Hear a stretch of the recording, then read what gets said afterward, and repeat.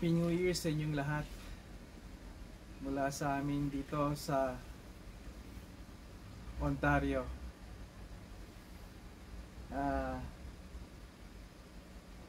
Nag-i-snow kanina pang mga kanina pang gabi, bago mag New Year, hanggang alas 4 ng madaling araw to ngayon. Siguro mga dalawang pulgada lang ito. At ngayon maglalagay ako ng asin. Unang attempt ko mag-asin ngayon 2024. Kaya mabuting i-dokumento, di ba?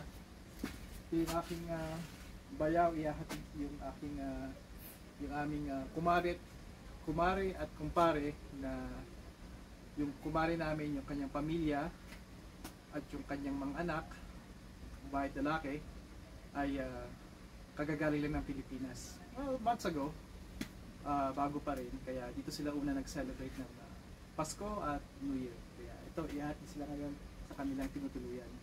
Hindi.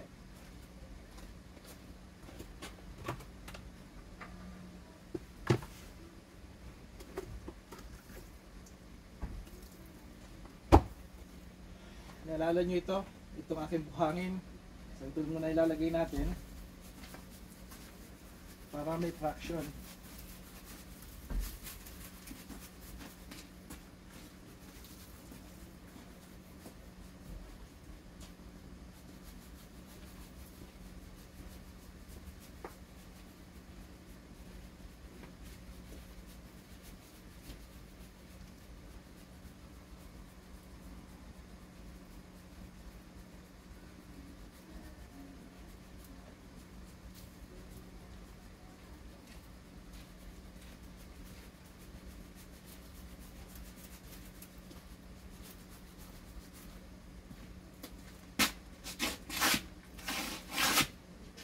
Maganda talaga ang traction ng buhangin, yun nga lang messy.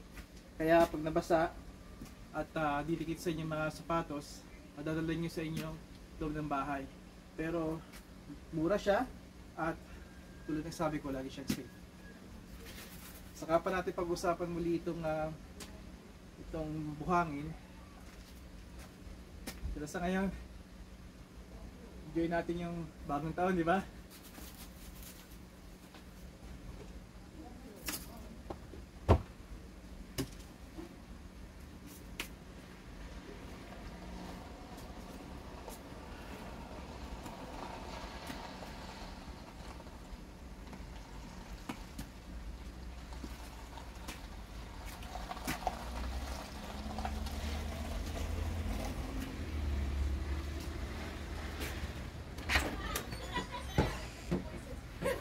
Naglagay na ako ng buhangin natin. Ano yun? Sumabit sumabit sa sahig. Dasan ko yung picture. Ati ako pinakamagandang tuna Kaya mayabang ako Alright.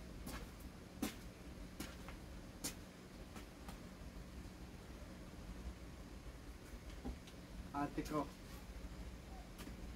panganay na kapatid ni Mrs.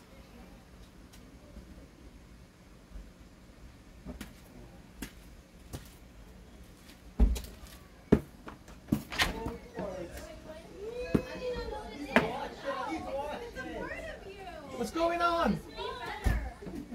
What's going on? What happened? Yeah, but you know the name of it.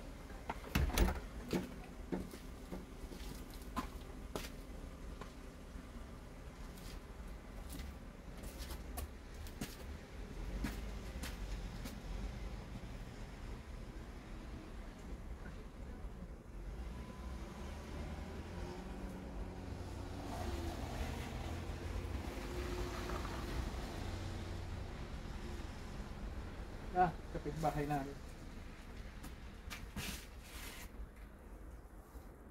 Bagong kapitbahay. Naglilis sila dyan. So, dalawang pamilya. Isa sa taas, isa sa baba. Bahay dati ng aking kaibigan. Pumanaw na siya. Sa 2024 yun ang isa sa mga ikwento ko sa inyo. At maaaring share ko yung ilang video namin. Yung mga pagtulong niya, yung paglabas-labas namin. Maligayang bagong taon sa inyo, maligong bagong taon sa mga kabataan na hindi alam ibig sabihin ng manigong. I think, no, not I think, yun yung prosperity, yung prosperidad na mapapasa inyo na hiling wish para sa inyo.